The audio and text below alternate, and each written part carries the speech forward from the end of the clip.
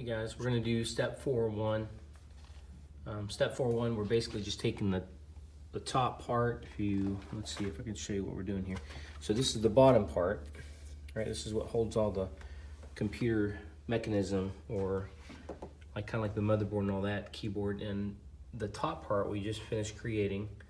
And what we're going to do is going to marry those together using 2 hinges and then a latch. Basically, it takes 12 screws, 2 hinges, and a latch. They're all brass in color, and that's what we're doing right now. So we're gonna take this, put that in there momentarily, close this. All right, there we go. So I don't know if you can see that, but basically, we're gonna put the hinges on first. I think it's gonna be a little bit easier to do that. So that we can put on the latch later. So this one takes 4 screws, and might be a little bit harder than it looks because the screws are so small. It's hard to get started. I think once we get started, it'll be a little bit easier, because this will kind of hold it in place. So we can put the other 3 screws in fairly simple, or easier, I guess you could say. All right, that's one.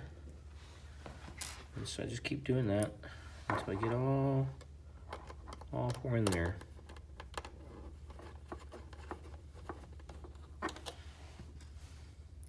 This computer is definitely not heavy duty in the sense that, you know, you could take it out and go backpacking. I wouldn't do that with this one.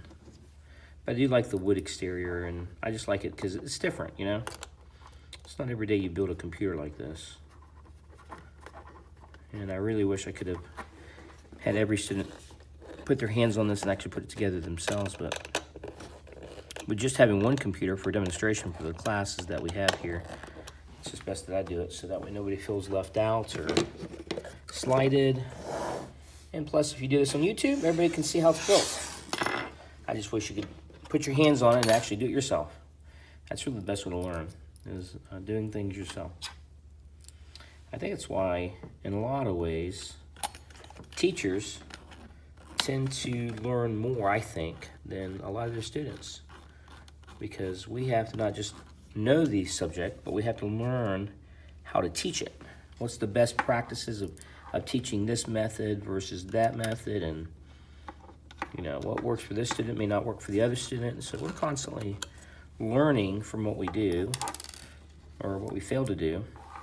And most of the students I've had in the past have been very gracious towards me and saying, hey, you know, Mr. Freeland, that's probably not the best way to go about teaching that method. Have you thought about this? You know, you have to keep an open mind. You have to realize that you don't know everything, and that we, even though we're teachers, we're really students, because we're constantly learning different methods and techniques of how to present a particular subject. Okay, so all the screws are in, the hinges, works pretty good, cannot complain. All right, so we're gonna take the hinge up front and we're gonna put this on. 4 screws as well. All right, so I'm gonna put the bottom part on first, if I can. Make sure I'm still in the camera shot here. That'd be nice. Otherwise, you'd be just looking at something else that's not taking place. Okay, so we're screwing that on there. This is pretty simple. Wow, not much at all. I don't know if you noticed, but the wood here bent a little bit when I was putting some pressure on that. So yeah, it's definitely not rugged, but it's pretty cool though.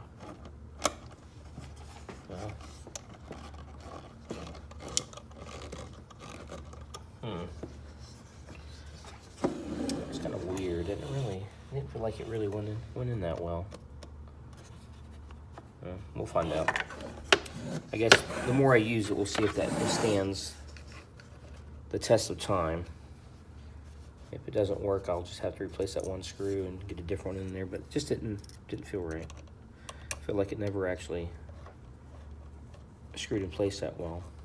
And I'm not tightening it too much because I know you can strip the screws pretty easily. These are not heavy duty, they're not galvanized, these are just brass. And probably just brass colored, not even really brass.